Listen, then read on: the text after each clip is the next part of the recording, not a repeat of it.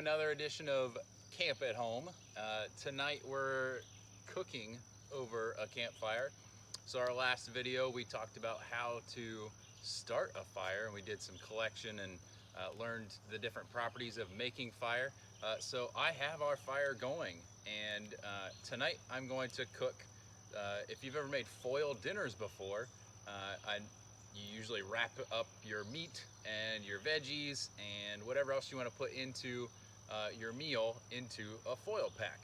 Well, here at camp we love our pie irons, and if you've ever been to camp before, a lot of times we make pizza pie irons, but I like to get really creative. If I ever go in my kitchen, I just look around and find some random things and like to throw it together. And if you are a person that follows recipes to the T or however it's written, that's not really my style. So I just like to try things and see how it turns out. Sometimes it's awesome and sometimes it's terrible. But this one's pretty good. So it's my version of pie iron foil dinners minus the foil. So we have our pie irons here, and I've warmed these up. Now the kind of fire that I created here was a log cabin. And so I made really hot center coals down in there. If you're doing something bigger with cast iron, so these are cast iron pie irons. So if you're ever doing like cast iron Dutch oven cooking, you want a bed of hot coals that you want to put your Dutch oven on top of to cook with. And imagine your stove, the temperatures that you can turn your dial to get that stove to the proper cooking temperature. So we're going to do the same thing with our fire. All right, so I've created this log cabin structure with these pre-burnt split logs. And so what that's doing is that very center of it is creating a little mini oven for my campfire.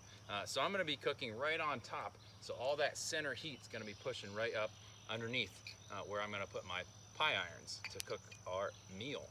So I have some chicken that I've thawed out and it's ready to go in. I brought some vegetable oil out.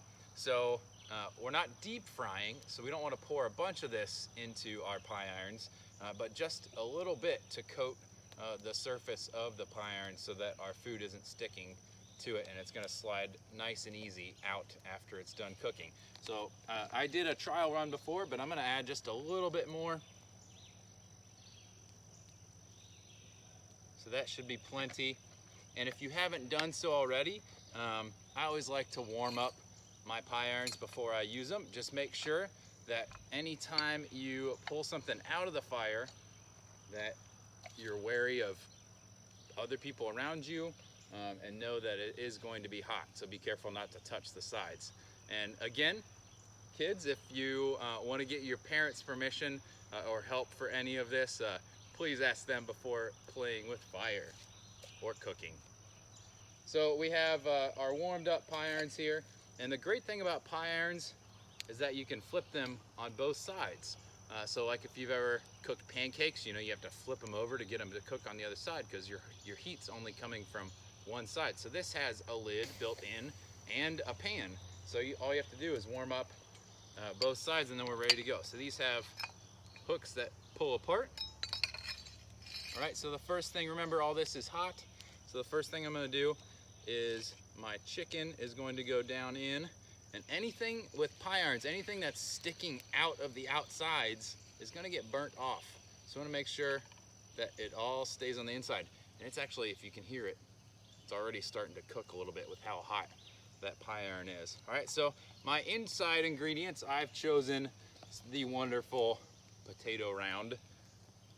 So we're gonna do a few of those. I'm a meat and potatoes guy. All right, and I also have some mushrooms. And I like to put in some onion. So all this was pre-cut. And some peppers. So I got some green peppers and some yellow peppers for some sweetness in there.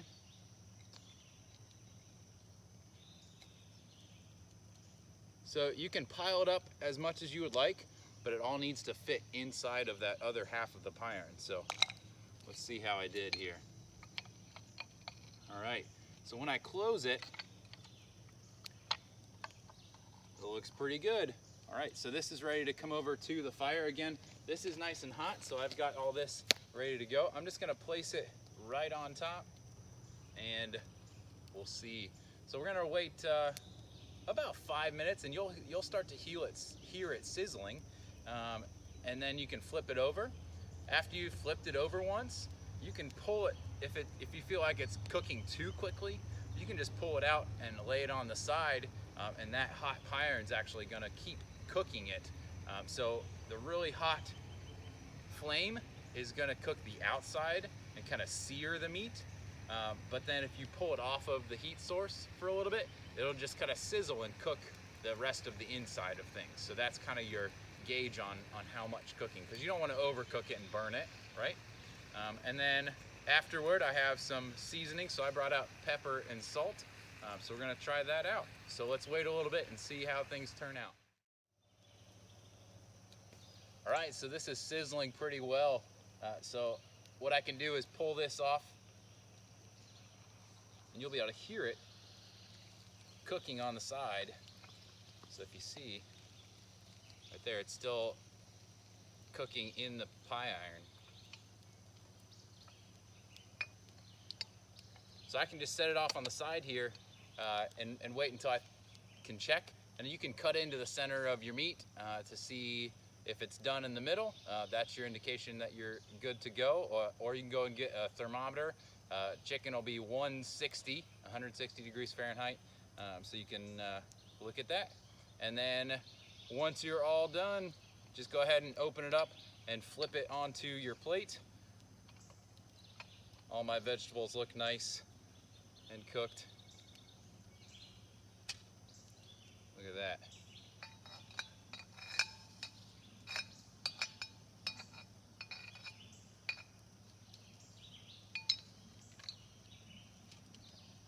So there you have it. So we have our chicken and our veggies. Let's see how I did.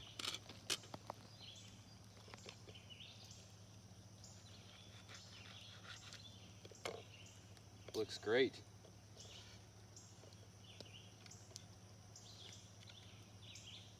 It's pretty good. So have fun trying some things out, and hope to see you all soon.